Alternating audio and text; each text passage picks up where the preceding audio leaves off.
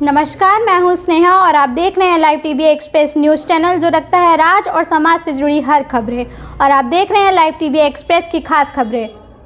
इंदिरानगर में अब होगा बदलाव, आम आदमी पार्टी रचेगी इतिहास। चलेगी वार्ड नंबर 68 में झाड़ू। जमीनी स्तर से जुड़कर आम आदमी पार्टी के प्रत्याशी प्रीति वर्मा कर रही सेवा। जीतने पर हर समस्याओं को करेंगी समाधान। बाबू जगजीवन राम इंदिरानगर वार्ड 68 को बनाएंगी राजधानी का इकलौता सपनों का वार्ड। देखिए भावी प्रत्याशी प्रीति वर्मा का एक्सक्लूसिव इंटरव्यू वरिष्ठ संवाददाता ब्रजेश त्रिवेदी के साथ। नमस्कार, मैं हूं आपका अपना होस्ट ब्रजेश त्रिवेदी और आप मेरे साथ देख रहे हैं लाइव टीवी एक्सप्रेस।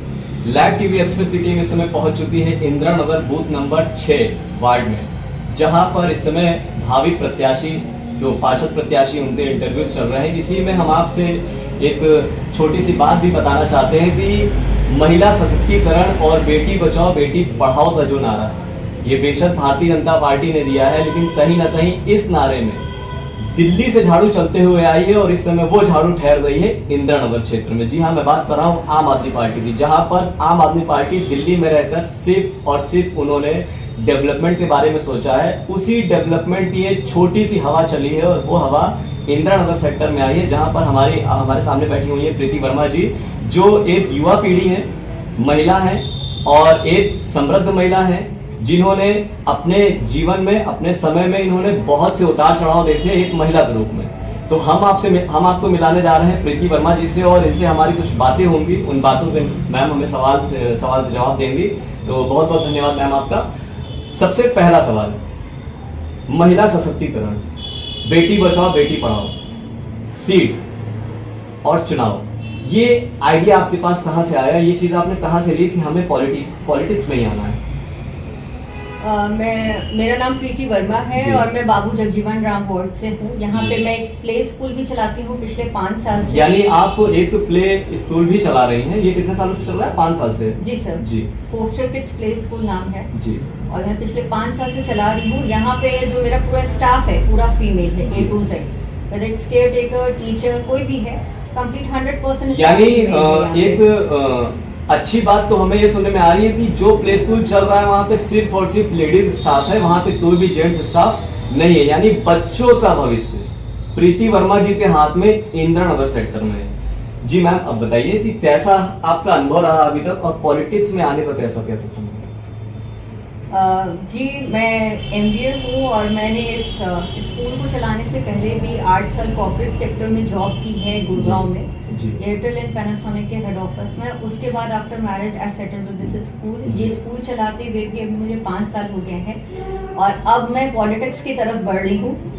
तो जैसा कि सेंट्रल और स्टेट में भारतीय जनता पार्टी है और आप आम आदमी पार्टी, यानी दिल्ली से झाड़ू चलते हुए लखनऊ, ये कैसे संभव हुआ?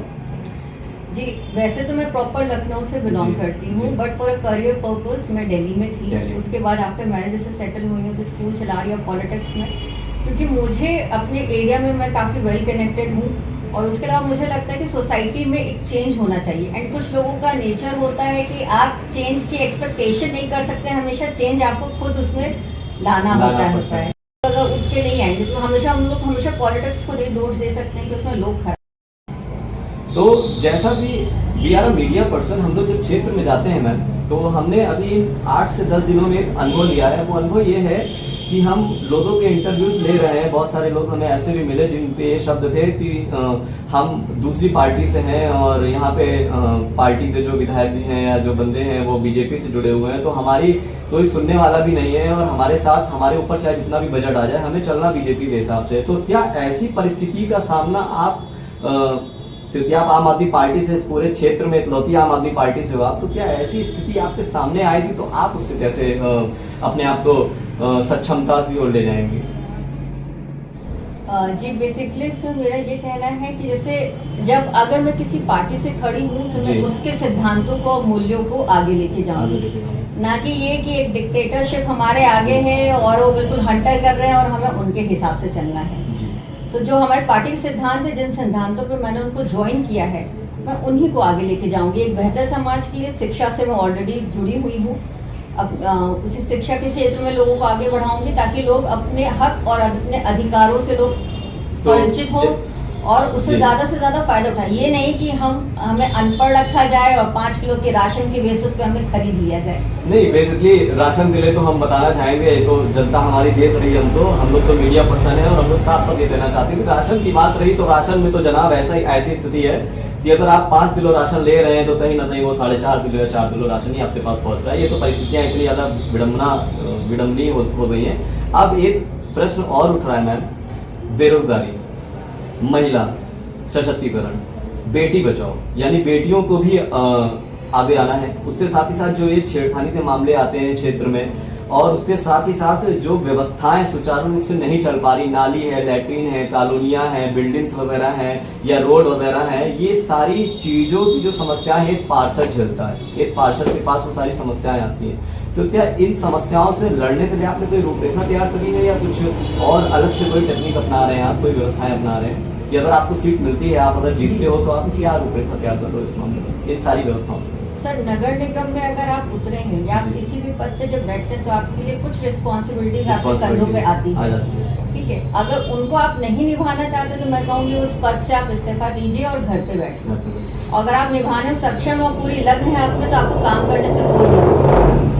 तो इसके लिए मैं बिल्कुल रेडी हूँ काम करने के लिए। जनता से मौका चाहिए, बस उस मौके के बाद आप काम में और अपनी सोसाइटी में डिफरेंस देखिए। यानी हम यूँ समझे कि जनता से दिए हुए वादे आधे अधूरे नहीं रहने वाले हैं। जैसा कि होता है कि पॉलिटिशियंस क्या करते हैं कि वादे तो बहुत सारे हो जाते हैं, शुरुआत में हाथ जोड़ते आते जरूर है वोट लेने, लेकिन बाद में वहां से नदारत हो जाते हैं। तो क्या ऐसी स्थिति में आम आदमी पार्टी के साथ नहीं होने वाली?